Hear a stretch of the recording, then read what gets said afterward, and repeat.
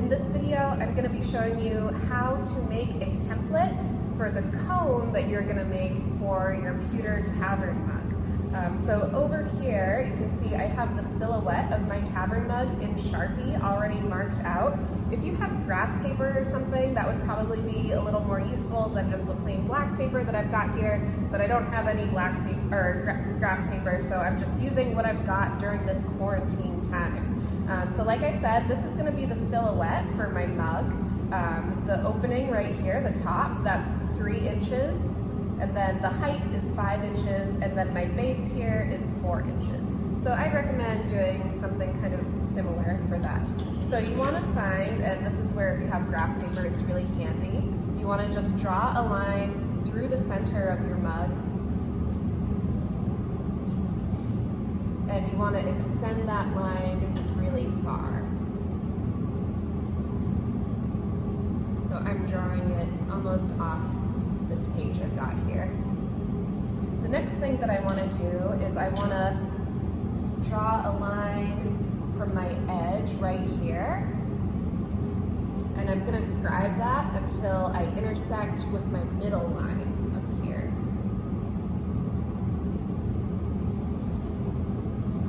And now I'm going to do the same thing on this other side. So I'm lining my ruler up with this outer edge of my mug silhouette, and draw a line all the way up here to my center line. Now I want to mark the point where those 2 lines intersect that central middle line. So that's right here. Now if you've got a really big compass, that would be really useful for this next part. I don't right now, and like I said, we're in a quarantine, so I've just got to make do with what I've got.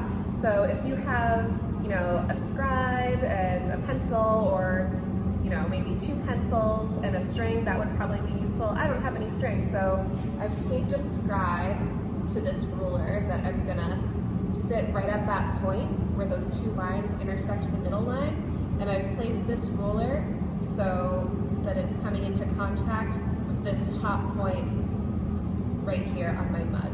And now I'm just gonna scribe a big arc on my paper there.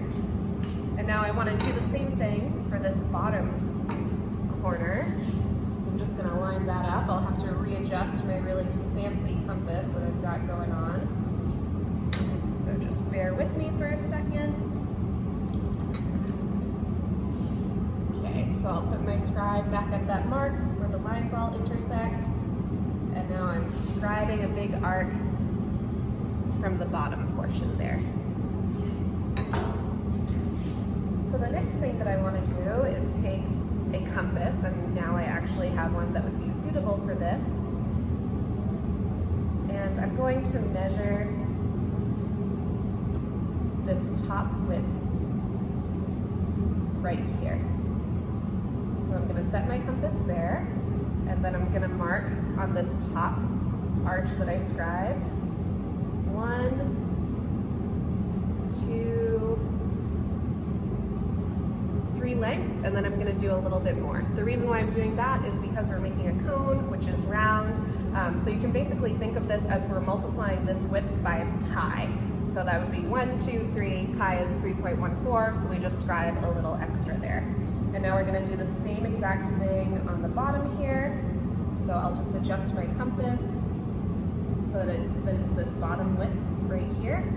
And then I'm going to scribe my lines on this bottom arc. So same thing, 1, 2, 3, and then a little more to accommodate for pi.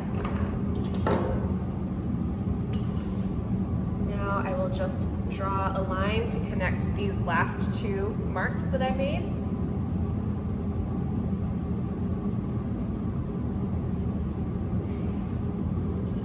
Great. And now I'll just cut out this shape right in here. So this is going to be my template for my pewter mug, and I'm just gonna literally trace that, or you could even glue it onto your sheet of pewter and then cut it out. So I'll go do that and then show you what I've got.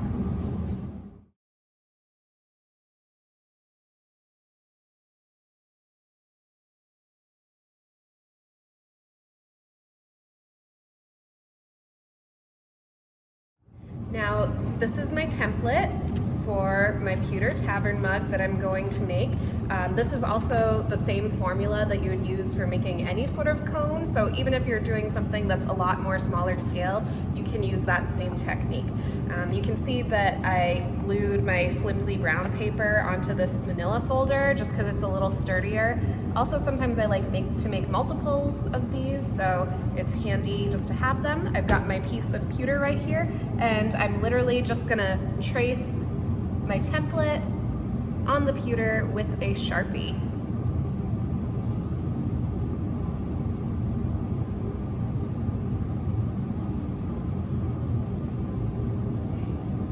And now I'm all set to cut out this shape and start forming the base of my mug, or the body of my mug.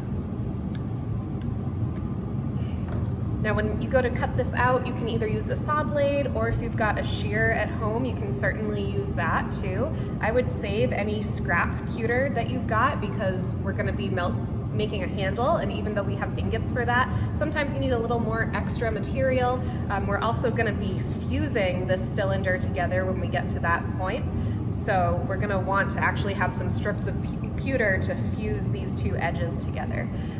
One thing that you do want to keep in mind is that pewter, it is corrosive towards other metals, so whenever you're working with pewter, I use a really junky file that I only use for pewter, because if I have a tiny little speck of pewter, you know, that gets stuck on a piece of copper or silver, and then I go to heat it up, the pewter is just gonna eat a hole right through my metal, and then I'll be really sad and I'll cry.